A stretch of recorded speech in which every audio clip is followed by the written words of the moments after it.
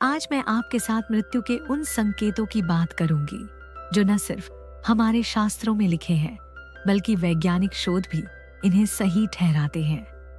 मृत्यु कोई डरावनी चीज नहीं है दोस्तों, ये एक सफर है, एक ऐसी यात्रा जो हमें इस शरीर से परे ले जाती है।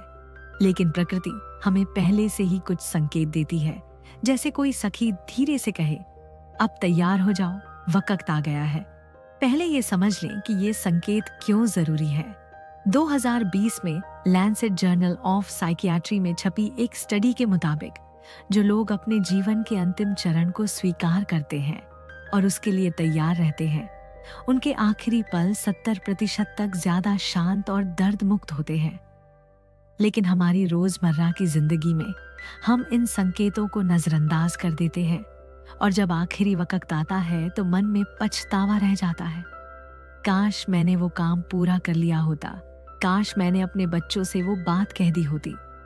गरुड़ पुराण में लिखा है, यथा कर्म तथैव फलम, यानी हम अपने जीवन को जैसे जीते हैं वैसे ही हमारे आखिरी पल होते हैं। अगर हम इन संकेतों को समझ लें तो हम अपने जीवन को और सार्थक और सुंदर बना सकते हैं। तो चलिए मैं आपको बताती हूँ कि वो कौन से संकेत हैं जो मृत्यु के नजदीक आने की खबर देते हैं। मैं चाहती हूँ कि मैं कौन हूँ इस बारे में आप जान लें, जिससे आपको ये एहसास हो कि मैं ये संवेदनशील विषय में आपको जानकारी देने के योग्य हूँ। मेरी परवरिश एक वृद्धाश्रम में हुई, जहाँ मेरी नानी मुझे पालने का जिम्मा लिया था। मेरी माँ मुझे जन्म देते वक्त इस दुनिया को छोड़ गई थी और मेरे नाना भी मेरे बचपन में ही अलविदा कह गए। वृद्धाश्रम में बुजुर्गों के बीच रहते हुए मैंने उनके चेहरों पर जिंदगी की हर रंगत देखी, उनकी मुस्कान, उनकी आंखों में छिपा दर्द और वो कहानियां जो किताबों में नहीं मिलती। 12 साल तक मैंने उनके साथ उनके आखिरी पल साझा की, उनके हाथ थामे और उनकी बातों से सीखा कि जिंदगी का असली मोल क्या है। बाद में मैंने बुजुर्गों की मनोवैज्ञानिक और आध्यात्मिक जरूरतों पर शोध किया, डिग्री हासिल की और हमारे पवित्र ग्रंथों भगवद गीता, रामायण, महाभारत, वेद, पुराण और उपनिषदों का गहन अध्ययन किया।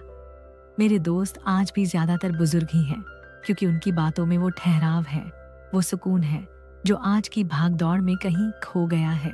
पहला संकेत, नाभि चक्र का कमजोर पड़ना।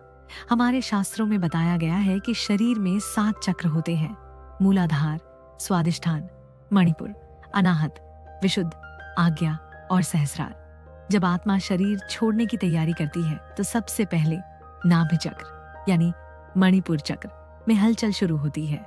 ये वही जगह है जहां से गर्भ में हमारा शरीर बनना शुरू होता है।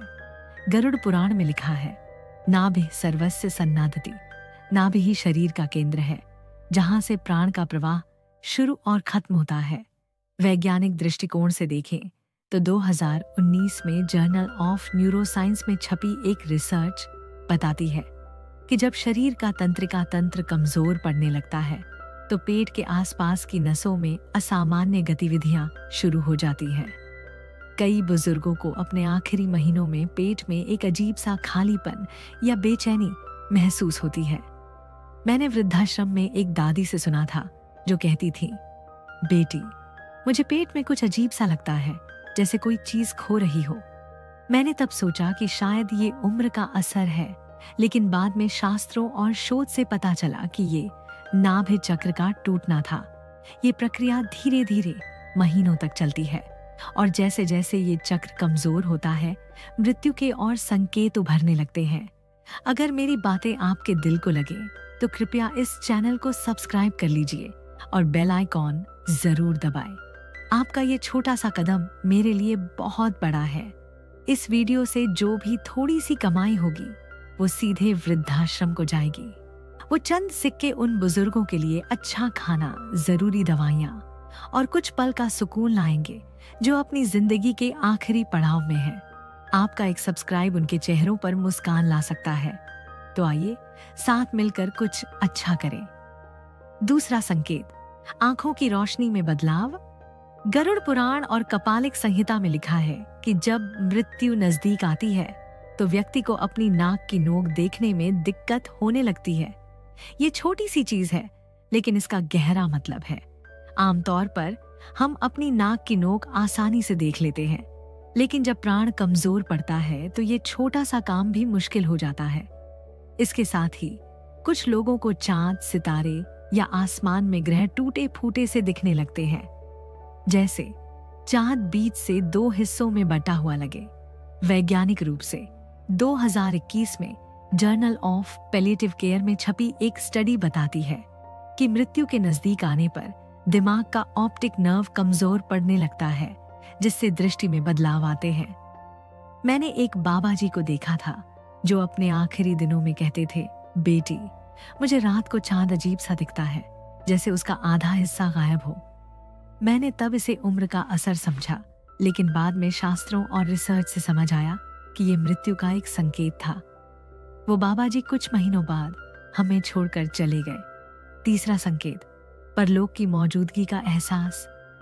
हमारे शास्त्र कहते हैं कि जब आत्मा इस संसार को छोड़ने की तैयारी करती है तो परलोक के दरवाजे खुलने लगते हैं। भगवद गीता में श्री कृष्ण कहते हैं, यम यम वापि स्मरण भाव त्यजत्यन्ते कलेवरम। जो व्यक्ति अपने अंतिम समय में जिस भाव को स्मरण करता है उसी के साथ वो जाता है, यानी हमारी आत्मा उस दुनिया से जुड़ने लगती है जहां हमारे पूर्वज पहले से मौजूद हैं। कई बुजुर्ग बताते हैं कि उन्हें अपने आसपास कुछ छायाएं दिखती हैं या उन्हें लगता है कि कोई मृत परिजन उनसे मिलने आया है। 2022 में American journal of hospice and palliative medicine में छपी एक स्टडी के मुताबिक 80% से ज्यादा लोग जो अपने आखिरी दिनों में थे ने बताया कि उन्हें अपने मृत परिजनों की मौजूदगी का एहसास हुआ। मैंने वृद्धाश्रम में एक अम्मा को देखा था जो कहती थी, मेरे पति मुझे बुला रहे हैं। उनके पति को गुजरे 30 साल हो चुके थे, लेकिन वो उनकी मौजूदगी को साफ महसूस करती थी। ये कोई डरावनी बात नहीं दोस्तों, ये प्रकृति का तरीका है हमें ये बताने का कि अब समय है अपने अपनों के साथ फिर से मिलने का। चौथा संकेत, कानों की शांति। आमतौर पर जब हम अपने कान पर हाथ रखते हैं तो हमें एक हल्की सी गूंज सुनाई देती है, लेकिन जब मृत्यु नजदीक होती है तो ये गूंज गायब हो जाती है। कपालिक संहिता में लिखा है कि जब प्राण शरीर छोड़ने की तैयारी करता है तो इंद्रियों की शक्ति कम होने लगती है। 2017 में जर्नल ऑफ न्यूरोलॉजी में छपी एक रिसर्च बताती है कि मृत्यु के नजदीक आने पर श्रवण तंत्रिका कमजोर पड़ने लगती है, जिससे सुनने की क्षमता प्रभावित होती है। मैंने एक दादाजी को देखा था जो अपने आखिरी हफ्तों में कहते थे, मुझे सब कुछ बहुत शांत लगता है, जैसे दुनिया रुक गई हो। ये शांति कोई साधारण शांति नहीं थी, बल्कि आत्मा के शरीर से अलग होने की शुरुआत थी। पांचवां संकेत, अजनबी चेहरों का दिखना। कई लोगों को अपने आखिरी दिनों में ऐसा लगता है कि कोई अनजान शख्स उनके सामने खड़ा है। उपनिषदों में कहा गया है, आत्मा सर्वम विश्वेन सन्नादति। आत्मा सारी सृष्टि के साथ गूंजती है। जब हमारा समय नजदीक आता है तो हमारी आत्मा उस अनदेखी दुनिया से बात करने लगती है। 2023 में जर्नल ऑफ क्लिनिकल साइकियाट्री में छपी एक स्टडी के मुताबिक मृत्यु के नजदीक आने पर 65% लोग हल्के फुल्के मति भ्रम का अनुभव करते हैं, जिसमें उन्हें अजनबी चेहरे या छायाएं दिखती हैं। ये कोई डरावनी बात नहीं, बल्कि आत्मा का उस परलोक से जुड़ाव है। छठा संकेत, मृत्यु की गंध। पराविज्ञान और हमारे शास्त्रों में लिखा है कि जब मृत्यु नजदीक आती है तो शरीर से एक अजीब सी गंध आने लगती है। ये गंध कोई और नहीं सूंघ सकता, सिर्फ वही व्यक्ति महसूस करता है। 2019 में साइंटिफिक रिपोर्टर्स में छपी एक स्टडी बताती है कि मृत्यु के नजदीक आने पर शरीर में केमिकल बदलाव होते हैं, जिससे एक खास तरह की गंध उत्पन्न होती है। मैंने एक बुजुर्ग से सुना था जो कहते थे, मुझे अपने शरीर से कुछ अजीब सी महक आती है, जैसे कोई पुरानी चीज हो। ये वही मृत्यु गंध थी जो शास्त्रों में वर्णित है।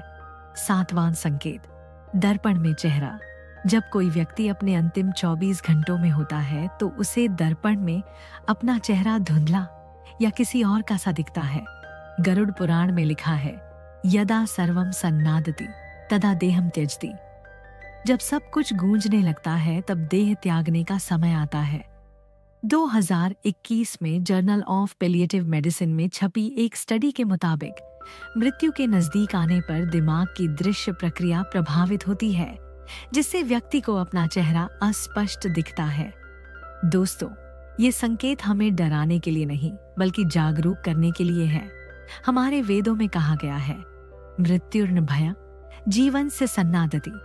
मृत्यु डर नहीं बल्कि जीवन की गूंज है। अगर हम इन संकेतों को समझ लें तो हम अपने आखिरी पल को शांति और सुकून के साथ जी सकते हैं।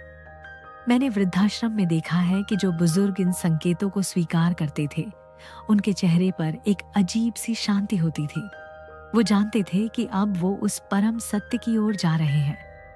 तो दोस्तों, अगर आप या आपके आसपास कोई इन संकेतों को महसूस कर रहा है तो डरे नहीं। अपने अपनों के साथ वक़्त बिताएं, अपने मन की बातें कह लें और अपने कर्मों को शुद्ध करें। भगवद गीता में श्री कृष्ण कहते हैं, कर्मण्येवाधिकारस्ते मा फलेषु कदाचन। कर्म करो, फल की चिंता मत करो। अपने जीवन को इतना खूबसूरत बनाएं कि जब आपका समय आए तो आप मुस्कुराते हुए अलविदा कह सकें। मैं आपसे फिर मिलूंगी एक नई बात, एक नई सीख के साथ। तब तक के लिए जय श्री कृष्ण। अपने दिल को हमेशा रोशन रखें।